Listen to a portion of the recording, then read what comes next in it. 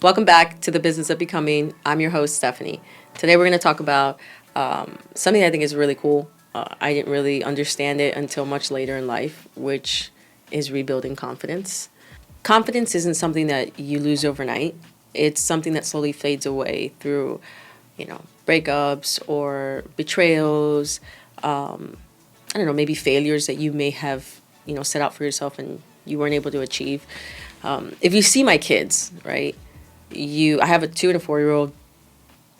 If you look at them, you'd be like, they're the most confident little kids in the world because they're out there just like wanting to snap photos. My son's out there like blowing kisses to all these little girls, which is something we got to talk about. But anyways, most of us, I think, start off that way where we're a little bit confident, where we're, young and there's nothing really like challenging us in the world.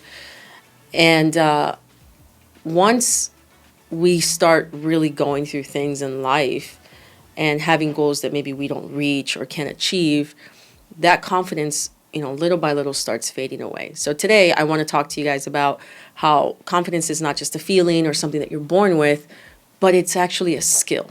And it's a skill that you can learn to own, to master, and rebuild it if you have lost it.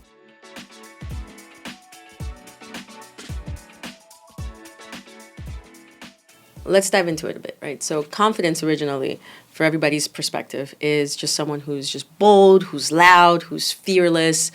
And in reality, it's not only that. Like, that is a part of being confident. I do think so. I do think that, that is a character trait of being confident. However, I don't think that is confidence in its nature. I think confidence at the bottom line is being able to be true to yourself and also be able to hold yourself to your word.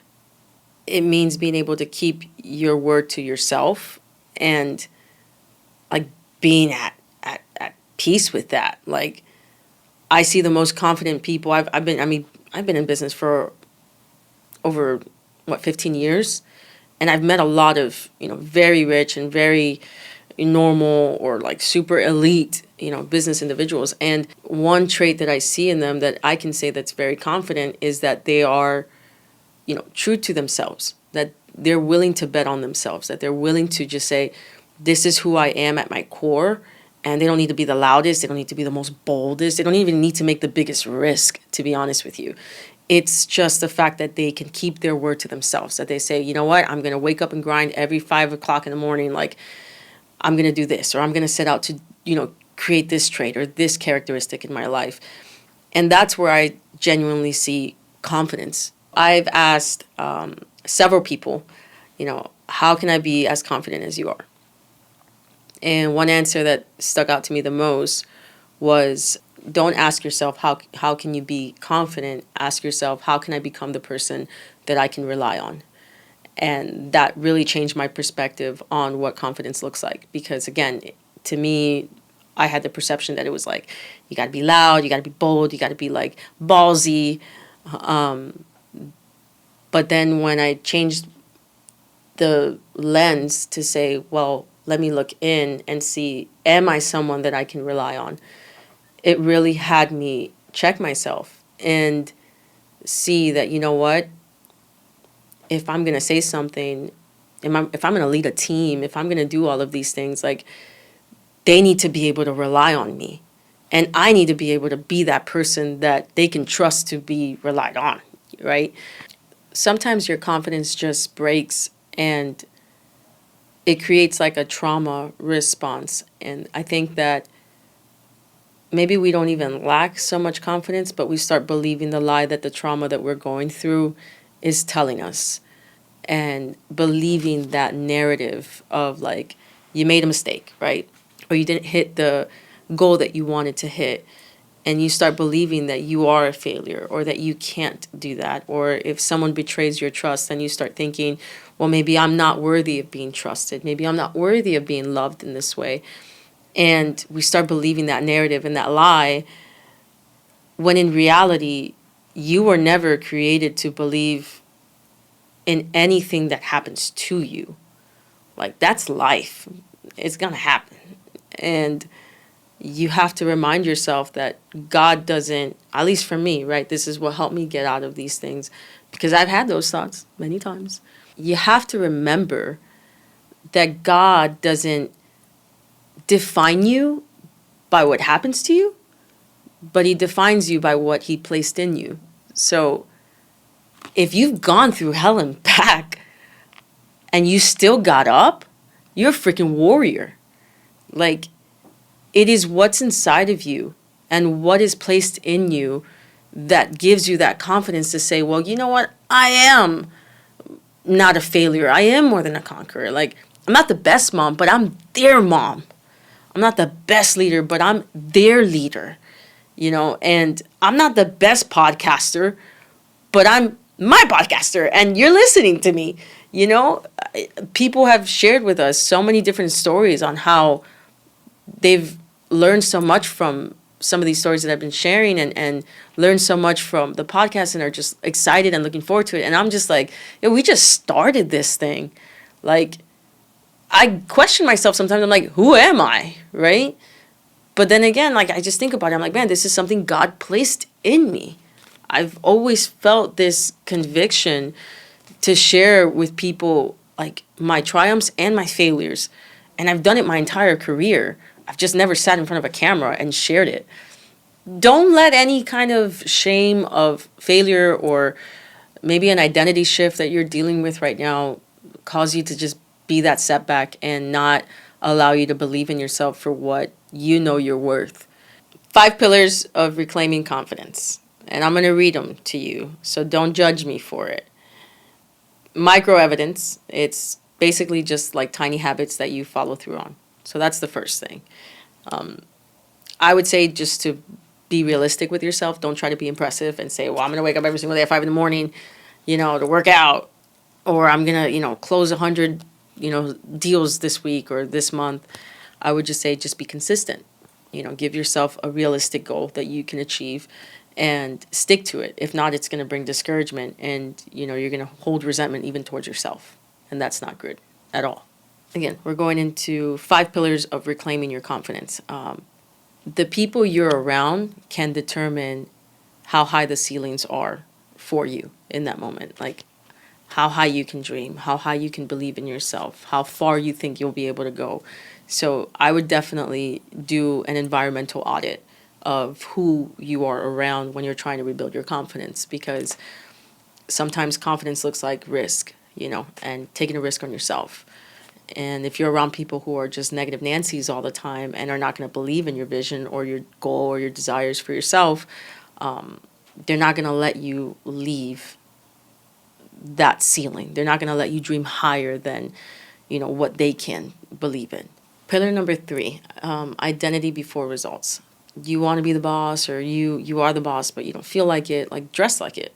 That's identity in a way. You know what I mean? Like, walk like it, talk like it, act like it, lead from that place. And sometimes dress like it, because it can help, I mean, I show up to work sometimes. Well, I don't show up to work like this, but sometimes I'm in a tee and, some jeans. But when I talk and when I am directing and when I'm leading, I'm the boss, because I've already had to build my confidence to that point where I can walk in a t-shirt and some Nikes and just still be able to lead my team. But when I first started, that was nearly impossible. Like, I had to build my confidence. And the way I did it, I was younger, but the way I did it was learning to walk, to talk, to dress, and act like the boss before that. Gain respect and feel that confidence before I can just come in a regular t-shirt and jeans and then still ooze that out. Sometimes you have to go through this process, and sometimes you have to build that in yourself. It's a process, especially if you're a young leader. I definitely recommend that at least you start trying to take those characteristics and build your confidence in that way. Pillar number 4 is celebrate proof, not perfection. Confidence is something that is built through acknowledgement, and it compounds itself, and there slowly stacks, right? So if you are comparing yourself to somebody else that maybe has more success at your age, or maybe has a family at your age and already had kids and whatever, and you're comparing yourself to them, you're going to chip away at your own confidence. So a lot of times we look up to people, but in reality, we're just trying to like self-reflect and say, oh, well, I'm not there yet. I didn't have my kids and get married or whatever yet, or I didn't build my business at that age. Like Vera Wang started at 40, and she's Vera Wang. But many people started late in their life, and they've been able to achieve so much success because they had confidence to believe in themselves, even when many people didn't. And I just encourage you not to compare yourself to even a sibling or a good friend or even a mentor that you have. I would say encourage yourself and learn from their mistakes and learn strategies from them to be able to accelerate your career.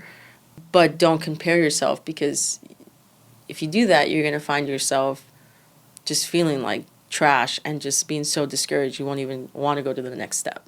So celebrate the proof that you have already, even if it's in the little things, because the way you speak to yourself is also extremely important for your success and your growth and for the family that you already have or are building.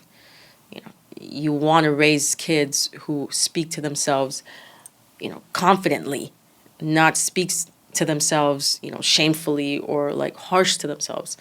And that starts with us as parents. If we speak to ourselves or we speak to our kids like that and not celebrate their little wins, they're not going to look at that as a celebration or like building their confidence. Pillar number five, I would say, is be your own safe space. Because when you are your own safe space, I feel like you don't attack your progress as much. And if you can put yourself in that mindset that I am my own safe space, it gives you kind of like this responsibility. It's what I've done, where it gives me a responsibility and a duty to myself to not attack the progress that I have already made. And I've like struggled to get there, but I've made that progress. So I just encourage you just to kind of maybe like shift your mindset a bit and give yourself that responsibility and that duty to be your own safe space. We all have people, therapy and all that stuff where we have a safe space, but if you can do that with yourself and your own thoughts, then you can protect yourself from attacking, any progress that you've already made. Confidence is not what happens once you arrive. Confidence is what stacks on and accrues as you are becoming somebody that you can rely on. I'll give you a quick story. So I have never liked to take pictures. Within the last couple years, I've had to, take headshots, take some pictures for work, and I would always try to throw in like, bring my sisters or bring the kids or bring the team, because I was so insecure to take pictures of my own. And I didn't realize that I didn't have the confidence to just stand in front of the camera and say, well, you know what, I can own this. Yeah, I can do this. This is for me. This is going to make me look good. And I remember Frankie went with me when we did our first photo shoot. And I was so like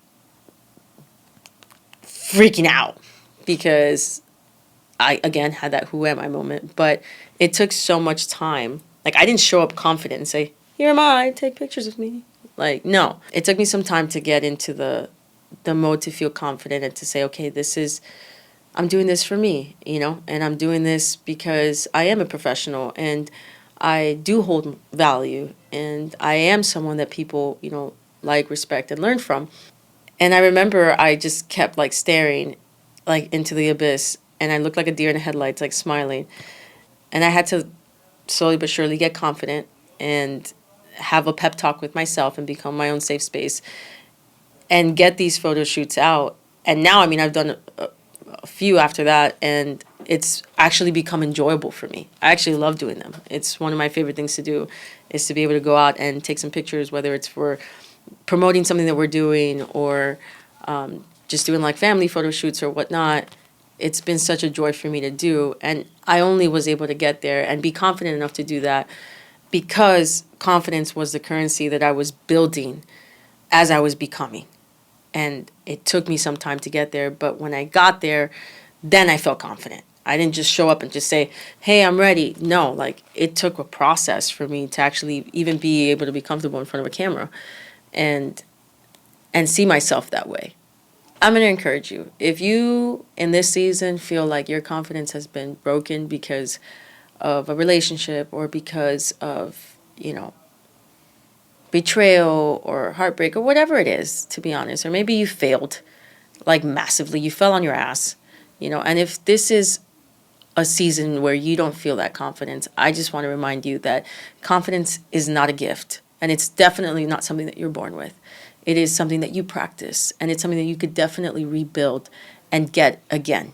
So if you feel that way, remind yourself, give yourself grace, and know that there's always a next day, there's always a new day, and there's always new grace that comes with a new day. So I encourage you, don't let the little things distract you. Take this next 24 hours and just promise yourself something.